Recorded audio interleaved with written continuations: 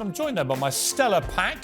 Talk TV contributor Paula Rowan-Adrian, the political sketch writer for the Daily Mail again, Quentin Letts, and political journalist Ava Santina. Welcome to all of you.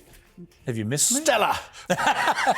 Pint of Stella. I know you haven't missed me, but have you two missed me? Of course, dreadfully. Look at the terrible, You look very disingenuous expressions. I'm temporarily healthy. It won't last long. Just want to talk to you straight away just about that interview I just conducted with that poor woman whose son, 22 years old, gone to fight for the Ukrainian forces, as she put it, for freedom and democracy, with her other son, who's also done that, sitting there saying he's going to probably go back. Yeah. And yet there's no formal way of bringing her son home. There's no help from the government, the Foreign Office. They are struggling to find money for the burial. This doesn't seem right to me. It isn't right. And I have to be careful because obviously I'm a barrister and I expect everyone to abide by the rules and laws that our state sets us. And technically, of course, we know that he shouldn't have been there. But what does surprise me is that our Foreign Office doesn't have just an ounce of sensitivity to offer support to the family, because it is the family, it is the loved ones who are struggling and have to deal with not only the loss, but of dealing with all the bureaucracy and rigmarole that goes with bringing a lost member back to his country. Quentin, it just doesn't... Well, it's a personal very terrible personal misfortune and a tragedy, and one feels sympathy. But it's not yet a national war that we're in. And therefore, people who go out there and fight, Europeans who aren't part of the Ukrainian nation, then they're doing it at their own personal risk. They are, and I don't think they were contesting that part of it. Well, therefore, if you start then bringing them back and giving them military honours, that, first of all, politicises it in a very dangerous way. But it also, I think, dilutes the gravity of a nation declaring war. I mean, it's complicated, this, Ava. I felt incredibly sorry for them. I come from a family full of military people who served in war, and thank God we never had the call that she had to take that her boy had died. He wasn't there officially in the British Armed Forces, because we're not there officially for that. But he did serve incredibly bravely for the Ukrainian forces that we are supporting with other military means in terms of equipment. But defensive, right? So if you start honouring British fighters who've gone on over there to contribute, then you've de facto got boots on the ground, haven't you? You've sort of put the British Army in there. Or is a some distinction kind to of be way. made that it wasn't official? We can still recognise that somebody has lost their life fighting for freedom and democracy. I think this is really tricky because I don't want to sound like the evil witch in the corner, but I mean, you shouldn't have been there, and you've been told not to go there. It's extremely valiant he did, and I really feel for his mother. I can't imagine what she's going through. Yeah, she was a very impressive but if we lady. start dishing out honours to people who've, travelled over to Ukraine, I mean, that just sounds like quite dangerous, actually. It's complicated. It'd be interesting to see what help we can get them. Let's turn to the other big interview that we did, which Kwasi Kwarteng. So quite extraordinary.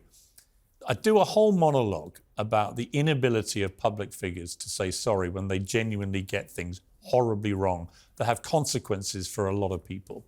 Kwasi Kwarteng spectacularly got things wrong as Chancellor, which directly impacted on the finances of millions of British people and still continues to. And yet, Quentin, for 20 minutes, having listened to the monologue, he still refused to say sorry. He wouldn't say the words. And eventually he did. Eventually it was almost like the lights came on and he realised how bad it was looking, that he wasn't prepared to say that for the damage he caused millions of people directly financially with his policy, which went spectacularly wrong, he was sorry. Yes. Why is it so hard for them? Well, should they apologise, first of all? Well, I'm not quite as obsessed about apologies as some are. But I think politicians become hard-boiled against the idea of apologies. I mean, I refused to apologise when I left Good Morning Britain. That's why I had to leave.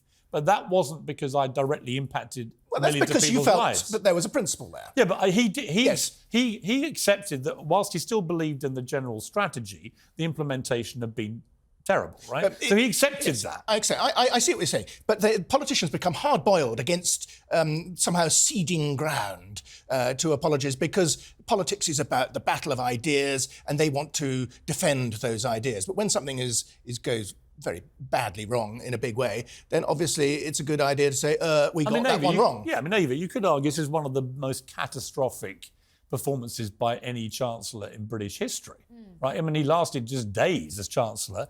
The Prime Minister who helped him enact this lasted 44 days, the worst Prime Minister ever in terms of tenure. So why not just throw your hands up and actually just throw yourself at the mercy of the British people, who are very forgiving, actually, in my experience, and just say, we made a big mistake and we're sorry. Well, he can't be that sorry because he still took the £16,000 severance that's offered to cabinet ministers when they depart, right? So if he really was sorry, maybe he'd give that money over. It's probably about the amount that a lot of mortgage owners have lost off their mortgages and had wiped off because of him. I have to say, it took you 20 minutes to get that apology out of him. I'm not sure whether the people who are struggling to feed their children will accept that apology or think that that apology came from somewhere that was real and deep down. It's a fair point, given how long it took him. Macbeth, Quentin.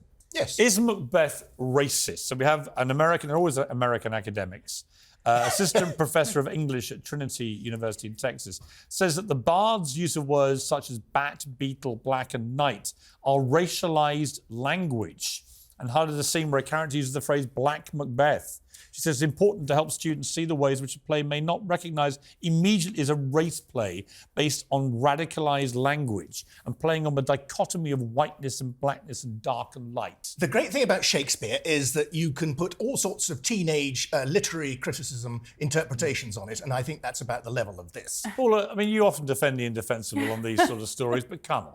Macbeth racist for radicalised language. So I think old Shakespeare sitting there as a little covert racist. So I can't answer that question, but what I can do... Yes, you can. What I can... No, I can't, because I don't know whether You can't defend it, is and what you mean. what I can say is that clearly there was racist language used. What I can say is clearly at that time there would have been racist people. What I can say is that does it make it wrong for this academic and scholar to put forward those theories and for those theories to be tested? I just think, at you the know what I global- think? And that's You know what I was think? happening. Ava, and that's what let me was go to Ava on important. this, because I think what's happening is there are academics all over the world who know they can get ridiculous clickbaiting publicity by calling literally everything racist. And when they're not calling it racist, they're calling everything transphobic. And when they're not calling things transphobic, they're calling everything sexist. When they're not banging on about sexism, they're banging on about the patriarchy. That all leads to Barbie, which is the ultimate example of what I'm talking about. Not everything has to be all these things. I actually thought it was really interesting. I'd never ever thought about it in this light before. Like, I mean, But now you think Macbeth is racist. I don't think. Let me hang on a second. Okay, I was thinking that perhaps, well, yes, the slave trade had really kicked off then, and Shakespeare was at the time writing for Queen Elizabeth, and she was infamously kicking out quite a lot of the black community from London at that time. She was, throwing Spaniards out and throwing people back to Morocco.